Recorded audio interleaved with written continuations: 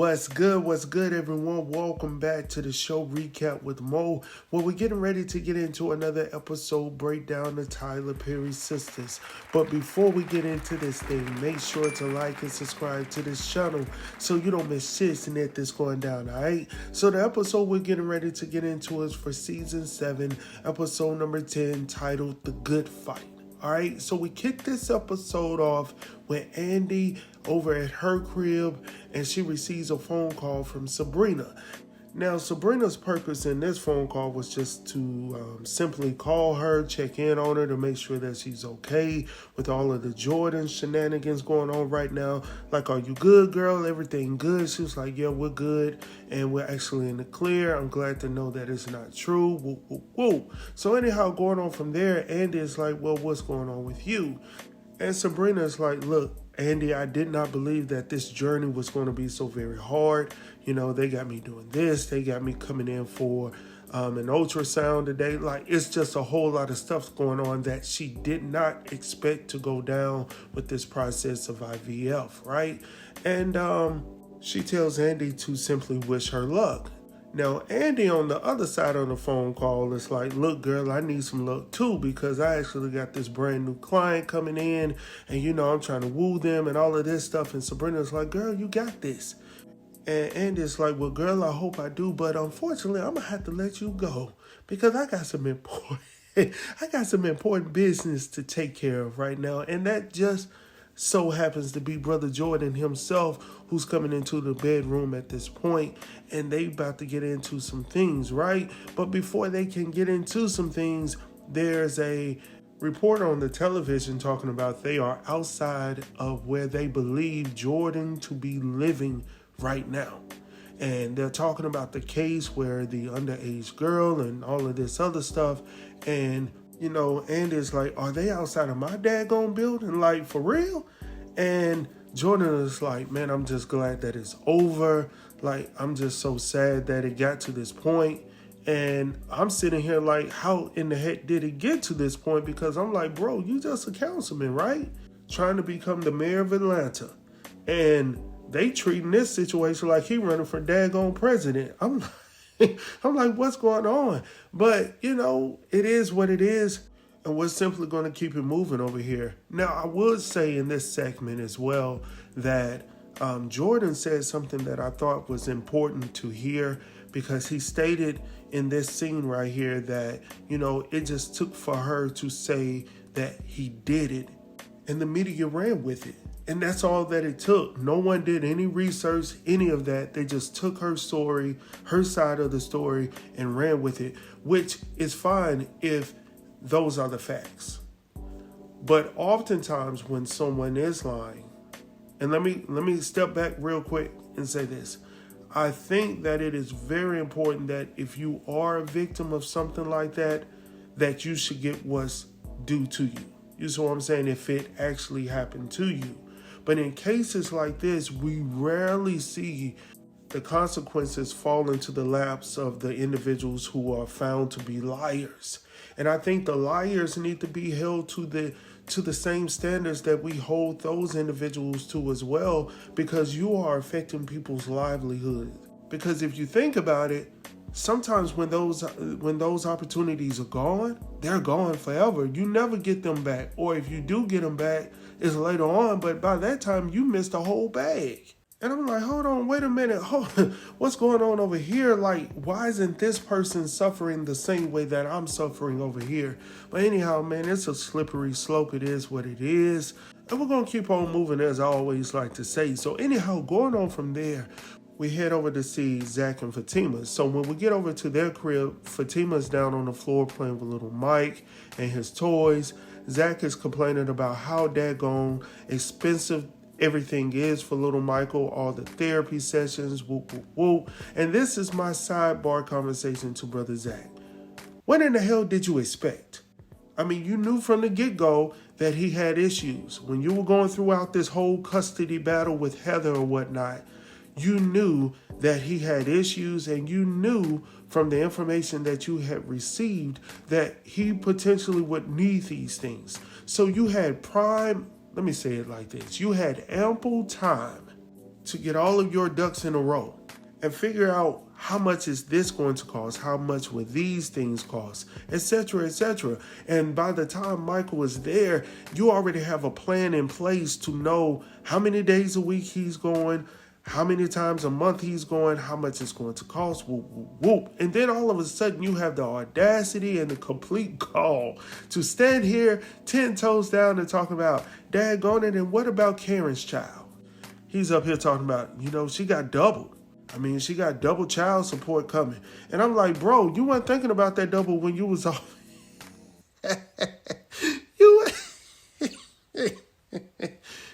Man, you were not thinking about that double when you was off in that storage room maid office. You know what I'm saying? You was listen, let me go on and get off of this. Y'all be talking about I be wilding out on Zach. Man, I don't be wilding out on him, man. I just want him to stand up and do what a man needs to do. And start with all that whining and crying and all of that shit, because at this point, I'm like, bro, you were the father of that creation. You created this mess that you're in, and now you're having to deal with the consequences. Just deal with it. It is what it is. We all have things that we have to deal with. So at this point, just deal with it, Zach. Go through it. It's not easy to go through, but eventually you will get through it, all right? So anyhow, going on from there, before we leave this scene, we see Zach trying to actually get in contact with Gary so he can find out what he needs to do to double up his income and whatnot. And if he knew what I knew and what we knew, he would definitely not be calling Gary, definitely at this time. So anyhow, we head over to Karen's new salon where we see her receiving a phone call. Now, this phone call doesn't have anything to do with her business per se, but it has everything to do with Pam and her rose to riches perm grease, right? And Pam is directly behind her when she receives the phone call, and Pam brings in the smoothies for the twins and, of course, for Karen. Now, Karen is a little frustrated by the fact that, she's receiving all of these daggone phone calls and people showing up unannounced due to Pam's product. Now, she tells Pam that she needs to go ahead and legalize what she got going on, license, all of that good stuff, so she doesn't end up in trouble. And when I say she, I'm specifically talking about Karen, all right? So going on from there, Karen takes both smoothies, heads back to her office, tries to get a little bit comfortable, and while she's getting comfortable, she receives a phone call from one of the nurses over at the women's hospital that she just visited, right? So the nurse calls to inform her that the doctor would like to sit down with her because of something that she found on her amniocentesis. So, of course, Karen feels some type of way about that. Of course, the nurse is like, look, everything is good with the babies. No concern there. Now, when you look at Karen's face, though, she almost gave me like a Maurice look. You know how the women be on the show and they would have the men up there and they would be bad-mouthing how they ain't did this, how they ain't did that. And then all of a sudden, that manila file folder comes from the front pew of the church. And they were like, oh, it's time to find out who's the father. And, I'm not saying he's not the father, but I'm also saying I don't know if he is or not. So anyhow, going on from there, we head over to see Sabrina. Now, hold on. Let me go ahead and straighten myself up. Hold on. Wait a minute. All right, let's go ahead and talk real quick. I'm sick and tired of y'all messing around with Miss Novi Brown. Listen, a.k.a. Sabrina, Miss Chocolate Divine herself. Y'all needs to stop this. Y'all got my heart fluttering over here. Like this right here, Miss India needs her ass whipped. And I mean that with I mean this with all seriousness, right? I'm just being serious. And I mean it. I mean it to my heart, man. Listen, I would have turned my head if Sabrina rushed around there, grabbed that head. Did you see it, Mo? No, I ain't see nothing. All right? Because Miss India already knows what type of worker she is. And she came in here talking about, well, I'm going to go ahead and get straight to the point. Yeah, go ahead and get straight to the point. Now, Miss Sabrina thought, and I thought as well, and I guess we all did, that you were coming in there to talk about the job role that you had offered to her previously, along with the other chick, Miss Page or whatnot. But no, that's not what you wanted to come in there for. You wanted to talk about what some other chick conveyed to you about their concerns about trusting Sabrina. And due to her past, do you think she can really be trusted? Man, get the heck up out of here. And it's crazy because when Sabrina started shaking, I started shaking. When she started saying no, I said no too. And when she said no, this is BS, I said, you daggone right. Say it again. And then old girl Miss India is like, what did you say? Chick, you heard what... You heard what she said, what she said. Man, get up out of here, man. And then India go walking back. Well, I was just coming in. I'll give you a heads up. Sabrina feels good about it. We felt good about that, didn't we? Yeah, we felt real good about that. Good job. Good job. Anyhow, she walks up out of that room feeling good, feeling confident, looking beautiful as usual with that beautiful brown skin. Anyhow, moving on from there, y'all. We head over to the law firm where we see Andy in her office prepping for a meeting that she's going to have with Miss Willis later on in the day. Fatima comes in to pretty much tell her that, hey, Mrs. Willis is already here. Andy's like, what? Yeah, she's already here, girl, so you need to go ahead and get yourself together. While they're in the midst of talking, Mrs. Willis comes to the door. Now, as we already know, Miss Willis don't wait for nobody. She's a billionaire. She's going to call it how she see it. And she tells Andy, hey, go ahead and sit down. I told you that I was going to be back. So let's go ahead and sit down and have a little conversation, right? So anyhow, Miss Willis is like, look, let me go ahead and tell you something. It has come to my attention that you've been getting down on it inside of the workplace. Now, of course, Andy is sitting there like, oh, crap. Like, am I about to lose this position? Like this opportunity right here?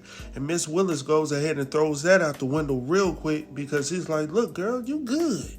Been there, done that. Like, and I already knew that she was giving me some of that do me energy.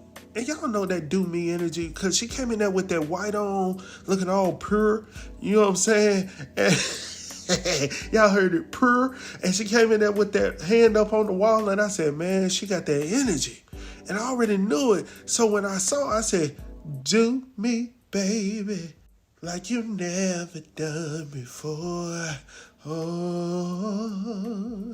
Oh, give it to me like I just can't take no more. Come on and do me, baby.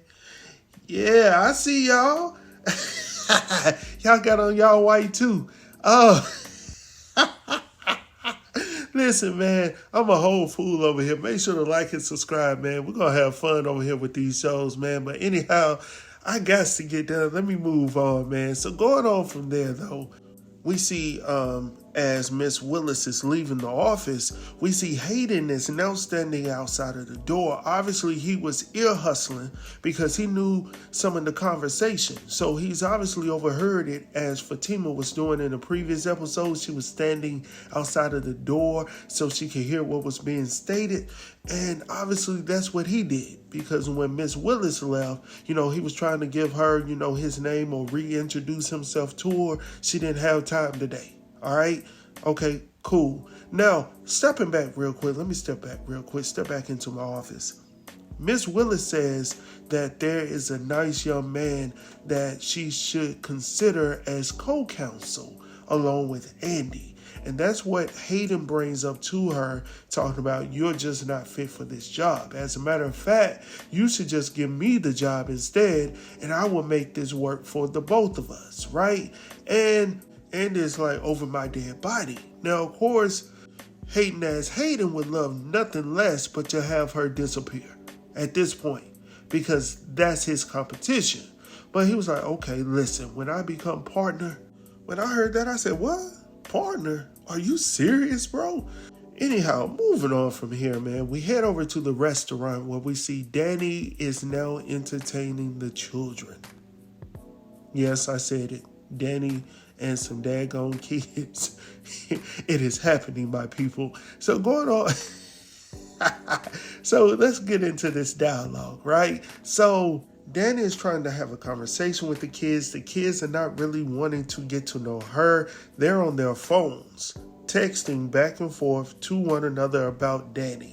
Danni sees it, jerks the phones out of their hands. Of course, they're upset. And I'm like, damn, Danni, like, for real, you gonna just take them out of their hands? But I guess you good. You good, because you got the daddy on your side. But then it shifts because she's talking about we can be friends. Hell to the no, we ain't no daggone friends. Like, I'm with your father, he's with me. That's what it's going to be. Now, I ain't never going to be your friend. And I ain't never told my child that we're going to be friends, right? We're going to be son and we're going to be father. We're going to be daughter and we're going to be father. Now, there at times are going to be some friendliness going on in here, but we ain't no daggone friends. But anyhow, getting back to the story, that got me off right there. She says, yeah, we can be friends. And the little boy is like, oh, really? Well, our friends give us gifts. And he starts to bring up this video game. I forget the name of it. And then she talks about baseball tickets. So, of course, Danny's like, oh, y'all got some for real friends. Like, they buy like that? And he was like, yeah. And then his sister on the other side is like, yeah, as a matter of fact, I love those pearls you got on. Yeah, those are mine too. Now, Danni is like, no, you ain't getting my pearls. And she looks at her, the girl look at her, and it's on. But Tony comes out, and then all of a sudden the pearls come off because old girl just taps her neck. And the next thing you know, Danni taking it off. Take them off. Daggone it. Come on, Teddy. Yeah, she took them things off, put them on the table ever so politely. So anyhow, she's upset about it. She's staring off into the wall, and she tells Rich, as a matter of fact, my next counseling session with Cretia, just know it's all on you. And I was like, damn, like, for real? Anyhow, moving on from there, the next scene, though, we head over to see Zach coming to see Gary. Now, obviously, Zach has been trying to get in contact with Gary for at least 18 times all day, trying to find out how to get his money back. Now, Gary has not been picking up his phone calls, so when he comes into the office, he sees Gary on that phone talking. So, of course, that pisses him off even more, right? So when he comes in, he was like, so you obviously can use the phone. Why have you been ducking and dodging my phone calls? So he was like, what do you need, Zach? I got a whole lot of stuff that I'm trying to work through. Or is it trying to hide through, right? So Zach is like, hey, man, just go ahead and run me my money back. Gary's like, well, this isn't your first time investing. Your money is tied up right now. I just can't really get to it right now. And Zach is like, look, man, run me my paper, bro. And Gary's like, look, man, what you gonna do about it? I can't get to it. It is what it is. But what you gonna do? Like, what you gonna do about it, Zach? And Zach is like, okay, this is what I'm about to do.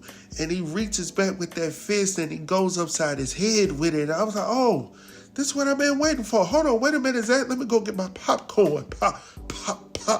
Let me go get. This is what I've been waiting for. But I'm disappointed at the same damn time because you didn't knock him out. That's what we were waiting on. Somebody to get in his business and do it daggone it to the death. Uh-oh, should I have said that? Oh, well. And I meant it to the death, man. Oh, my gosh, it's time for him to go. Anyhow, long story short, getting past this scene, he pulls out the boom boom. Of course, Zach doesn't fall for the trap. He's trying to entice him to, pick up the boom boom and use it. And he's calling him out of his name, talking about his children who are not here. And I'm going to go ahead and give Zach his props because, I oftentimes have a whole lot to say about Zach and his childish ways. But this time right here and now, he did good restraining from what he really wanted to do, which was to put one inside of Gary. But unfortunately, that would have messed up everything for him, for his career, for his family, for his children, right? So I give him props on that. Now, when Penelope came in, I was like, okay, this is definitely a way for Zach to get up out of here. Gary, of course, is like, yeah, he's just leaving. But, of course, Fatima's there. Not Fatima, daggone it. What's her name? Penelope. But, we all look alike. Oh. Y'all know I'm crazy, man. But anyhow, Penelope, who does not know how to listen, Andy told you in the last episode to disappear. Go collect your and disappear. Unfortunately, you showed back up at Gary's office. Now, hopefully you don't become part of the office. I'm just saying, daggone it. I'm just saying, man, what do you do? Anyhow, moving on from there, we head over to the law firm where we see Andy, who is getting ready to leave, runs into Pam, who just so happens to be at the law firm, right? So, of course, Andy is like, okay, why are you here? Pam goes on to tell her that her crazy-ass friend is like, look, you need to get your business in order, so you need to go about it in the right way, right? So she's coming over here to the law firm to hire Andy as her attorney. Now, Andy has to tell her, as an entrepreneur, that she isn't that type of attorney. What you need is somebody else, and I will send you a text message with that individual's information. But as a business owner, myself, it's hard for me to believe that Pam did not know. Well, maybe she didn't. And that's a whole different conversation that we could have on this platform. But I honestly feel that we as a people sometimes, and when I say we as a people, I'm talking about my people, black people, sometimes we have great ideas. I mean, we're so very daggone creative. And oftentimes, instead of us going through the process, setting up our business in the right way, building a foundation for the business to stand on, right? And then growing from there. It's sort of like we want to jump to the growth already when the growth has yet to happen.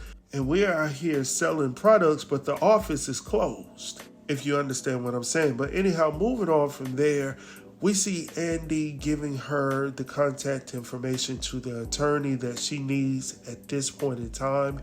And Andy's like, okay, since you got that, let's go ahead and leave together. And that's smart, Andy, because you don't want nobody to know that you know Pam, and you don't want Pam walking around there telling people that she knows you. No, not today. Not on my watch. Absolutely not. So anyhow, going on from there, we head over to see Sabrina. Sabrina is putting her food together for tonight's meeting with the girls and whatnot. They coming over to her crib, and she gets a phone call from Maurice. Now, Maurice is like, what's good? How did the meeting go? Did you get your job? Woo, woo, woo. Now, Sabrina conveys to him that she believes that she actually lost her job. He was like, girl, what? Sabrina's like, yeah, I actually gave her a little bit too much of my mind. And I'm like, hell no, you didn't. No, you did just fine. But, of course, I'm going to always have your side. But, yeah, she felt like she did a little bit too much. And she was overly concerned at this point. So, Maurice was like, shoot, this girl over here done messed up my opportunities to get back into the banking industry and whatnot because she wanted to find the energy to talk crazy to India while I was sitting over here on only, you know what it is, and selling my body for quarters. Now all of a sudden you want to find pride and all of this stuff. Don't do it today. I need you to woman down. I need you to not say it with your chest because I need to get out of this mess I'm in. Come on, Sabrina. I heard it, Maurice. I heard the cry. I heard you, my brother. So, yeah, she feels some type of way about it. And she asked him what he got going on tonight. Of course, he got a date night with his friend as well. So we're going to move on from there and head over to the nighttime, where it's the right time, you see, to be with the one you love. Y'all finished that just fine. Oh, oh man. So anyhow, we head over to Zach and Fatima's crib where we see Fatima slaving over the stove. Lord have mercy.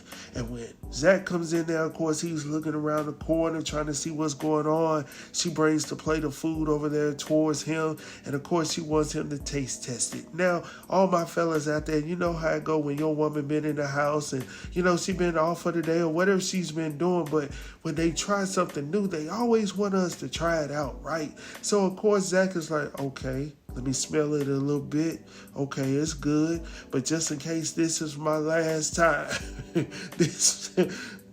going to make it a good one, right? So she was like, boy, stop. Like, if I wanted to get rid of you, it would have been done, right? So anyhow, she could tell that something is wrong with her man or whatnot. And she was like, okay, what's wrong, Zach? He was like, no, don't worry about it. I don't really want to get you involved in it or whatnot, right? So she was like, go ahead and tell me. So anyhow, he goes ahead and conveys to her that he, invested some money with Gary, early on when he first got some paper or whatnot. And she was like, for real, him? I mean, that's the dude you decided to work with? And she really... So that should tell you a lot, Fatima. But he only went to the people that he knew, which I understand as well. So I ain't going to hit him too hard. But, Zach, I need you to do a better job vetting, people that you're choosing to work with. Like, you're trying to be an established businessman, even though I don't see you going to work. That's neither here or there. We're going to leave that alone. But I'm just saying, it is imperative that you work hard on the business aspect of it, because that is what's going to keep you in business and allow you to grow your business, right? So anyhow, moving on from there, Fatima's like, look, I'm over it. Do you want me to get my cousin on him or whatnot? Zach is like, you mean madam? No, we're good. She was like, it ain't nothing but a thing. Like, I can go ahead and call her right now. He was like, no, I'm good. I really wanted to, but I didn't do it. And Zach, I commend you on that, my man. Thank you for holding down for yourself, most importantly, and for your family, because what you do ultimately affects your family, all right? So going on from there, man, I got to deal with this. We head over to Karen's new salon, right? And Karen is getting ready to leave. Obviously, everybody is gone, and Karen is getting ready to leave, and then walks Trey. Trey walks in with a package. Now, Trey is talking about he's coming over here because he noticed the package was in the back of his truck. Now, bro, I understand that you got, your eyes on Karen, all right? Karen and her twins, right? Now, I get it. I get you, right? When you like somebody, you like somebody. But I'm dealing with you right now, homie, because, listen, you came in here with the package. Y'all talked about the cameras and all of that stuff. She need to put some cameras up. I thought she was going to pull that boom boom out on him, but she pulled out some mace instead, right? So that saved his life. That saved his life. But did y'all notice she told him that it was probably Pam stuff? She told him to put it off to the side. Instead of doing that, the brother walks outside of the building with the same package that he quote unquote stated was for her. So I was like, where the hell you going with my package? And then he didn't even hold the door for Karen. Now, listen, man, I'm not old, but I'm old school in my mindset. Like, if I see a woman that's coming out, I'm going to hold the door for her, regardless if she doesn't want it or not. All right? Now, if you tell me you're good, okay, I'll let it go. But typically, if I see you, or it doesn't even have to be a female, if I see somebody coming from behind and I have the door already in my hand, I'm going to go ahead and at least extend it open for you, even if I'm not standing in front of the door. You see what I'm saying? Just out of courtesy. And this man, this young blood right here, just let the door slam in her face. I was like, hell no. Listen, Karen, he ain't for you. He's not. If he can't hold the door for you with twins in your stomach, man, that dude is not for you, Karen. Run. Do not collect 200 when you pass go. He is not for you. All right, moving on from there, though.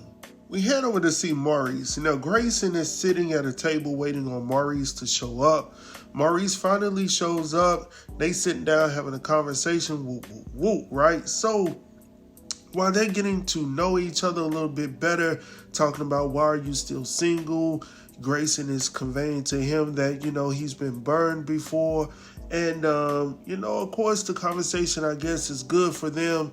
And out of no daggone where comes this dude talking about, oh, my goodness, it is you. The throat goat. I said, the throat? The who? The... I said, oh, man. Oh, my gosh. So, of course, Maurice is trying to run old boy away. Grayson is feeling some type of way because he already feels some type of way about Maurice being on the internet. And now all of a sudden you got fans coming out the wazoo talking about the throat goat. And I said, the throat? He said, the way you did that pickle, I said, oh, hell no. What we doing? What we doing, Maurice? What we doing? And Grayson is feeling some type of way, man. And I feel you, bro. Like, I don't even know what to say. Let's have a moment of silence for Grayson.